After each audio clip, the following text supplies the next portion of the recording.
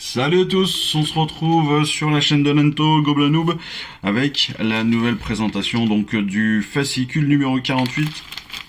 Alors numéro 48, il est accompagné de 5 figurines. Ces 5 figurines, si vous avez déjà suivi un petit peu ma vidéo de présentation du colis numéro 14, ces 5 figurines, ce sont des Boingrots. Des Boingrots, ce sont donc des gobelins sur des squigs. Ce sont des gros squigs qui vont partir vite à l'attaque. Et comme d'habitude, on est quand même sur des super sculptures avec plein de petits trucs. Ah, c'est cool! Vous voyez, pendant la vidéo de présentation du colis, je me posais la question, est-ce qu'on allait pouvoir le monter en Boingrots ou en squigalier? Donc les squigaliers, c'est plus ou moins la même chose, sauf qu'ils sont par 10, alors que les Boingrots sont par 5 de base. Mais je me posais la question, est-ce qu'on allait pouvoir les monter en squigalier et est-ce qu'on allait avoir les bras entre autres? Parce que ce sont les armes qui changent. Les Boingrots sont avec des lances, un petit peu des lances de chevalier. Les squigaliers, eux, c'est plus des armes de main, donc vous voyez une épée, des haches, des marteaux comme cela, enfin voilà.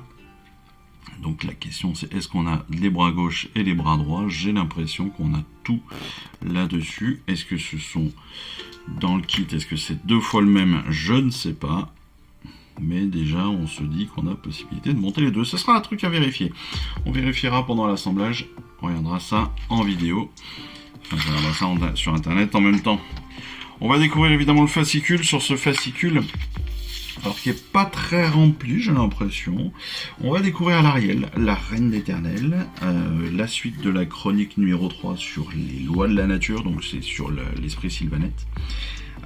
Bien évidemment, on va donner vie à nos Boingrots, on va les assembler, on va les peindre, et puis on va découvrir tout ça après sur les règles. Mais ça, ce sera bien évidemment dans la vidéo spécifique.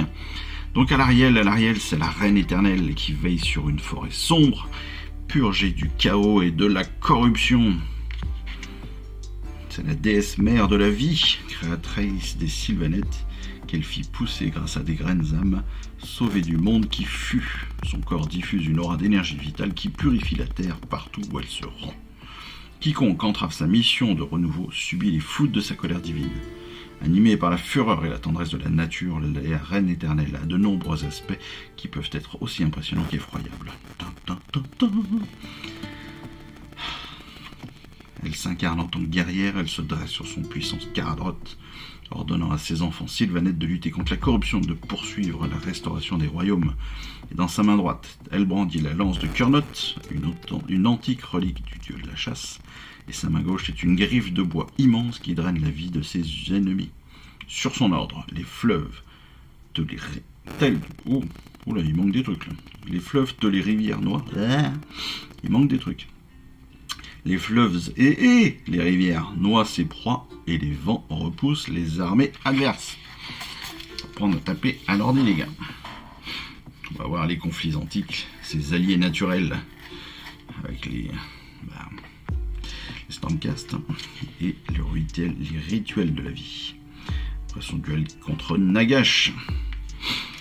Donc on est sur la seconde partie ensuite de la chronique La loi de la nature, c'est la chronique sylvanette que je vous laisserai lire bien évidemment. Je vous ai dit peut-être que quand on les aura toutes finies, peut-être que j'en ferai une lecture complète. Milanae, bois béni et son unité de sylves revenants ont suivi Elverut, l'archer revenante dans une mission désespérée pour sauver un bosquet de graines âmes menacé par une horde de grottes. Hélas, un nouveau danger fait son apparition. Dun, dun, dun. Gros suspense. C'est suspense. Et là, bien sûr, on avance sur les Boingrots. Les Boingrots, accrochez-vous les gars, ça va secouer. Regardez-moi ça, la tête qu'ils ont. C'est squig, c'est génial. Les squigs, j'adore ça. Ils sont vraiment trop beaux. C'est vraiment pour ça que j'aime les villes du Fied Obscur ou les Gloomspites, comme vous voulez. Mais c'est, je pense, en très grande partie grâce aux squig. Parce qu'ils ont quand même tous des têtes de dingo. Lui, il a qu'un œil. C'est bien ça. Ou alors est-ce que c'est une lune qui lui a été carrément gravée sur le front? Je sais pas trop. Mais ils sont vraiment top. Et puis en plus, avec les squigs, on peut s'amuser sur toutes les couleurs. On peut faire du rouge, du bleu, du jaune, du orange, enfin voilà, on peut vraiment se faire plaisir.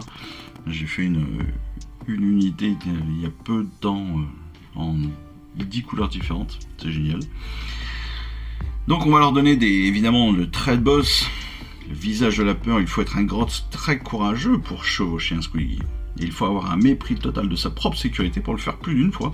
Les vétérans de bonne grotte tiennent à montrer leur bravoure aussi souvent que possible. Ils partent en guerre avec des casques dont la visière évoque la mauvaise lune. Ils pensent que cela empêchera leur monture de les mordre, car même un Squig est assez intelligent pour craindre la mauvaise lune. Eh oui, pas gentil la lune. Regardez-moi ça. Encore une fois, ces illustrations là de peinture sont top. Là, on est sur un Mangler Squig. Donc, ce sont 2 Squigs géants. Regardez-moi, ils sont chevauchés par des trolls, c'est trop bien. Par des grottes, c'est magnifique. Évidemment, on va leur donner des traits d'unité.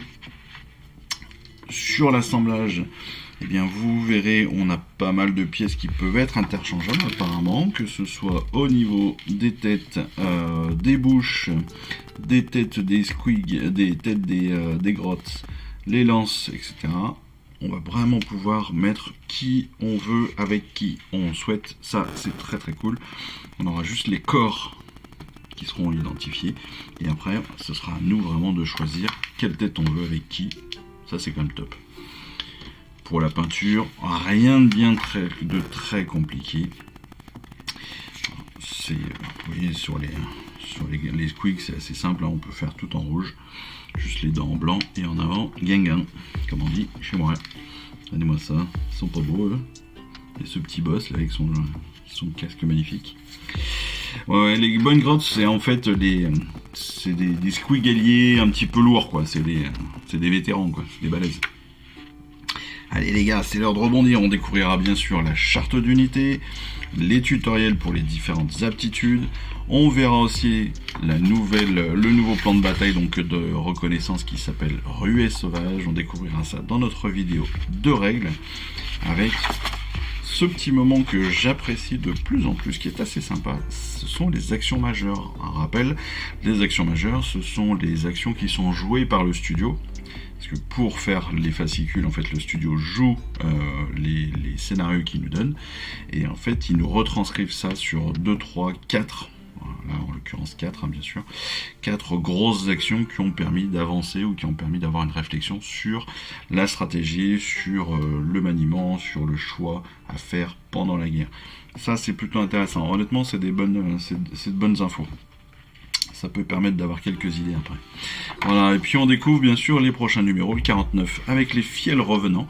Donc c'est ce que je disais, c'est la même grappe que les Silver revenants qu'on a déjà eu, mais avec des personnages qui sont non plus armés, mais qui sont plus avec des pouvoirs, à mon avis. Et puis les peintures du numéro 50. Mais ça, on le découvrira dans les prochaines vidéos. En attendant, bah écoutez, moi je vous embrasse. Je vous dis à très vite. Et puis profitez bien de ces prochains jours pour monter tout ça, pour peindre tout ça, pour jouer un petit peu et pour lire un petit peu. Allez, je vous dis à très vite. Ciao, bye bye. Je vous remercie d'avoir suivi cette vidéo. Si ça vous a plu, eh bien abonnez-vous, lâchez un petit like et un commentaire et suivez-moi sur Instagram où je poste régulièrement des photos de mes dernières réalisations et dernières peintures. Et puis comme il est maintenant de tradition sur la chaîne, je vous souhaite une excellente fin de journée et surtout, lisez bien, collectionnez bien, assemblez bien, peignez bien et jouez bien. Allez, je vous embrasse et puis je vous dis à très vite. Allez, ciao, bye bye.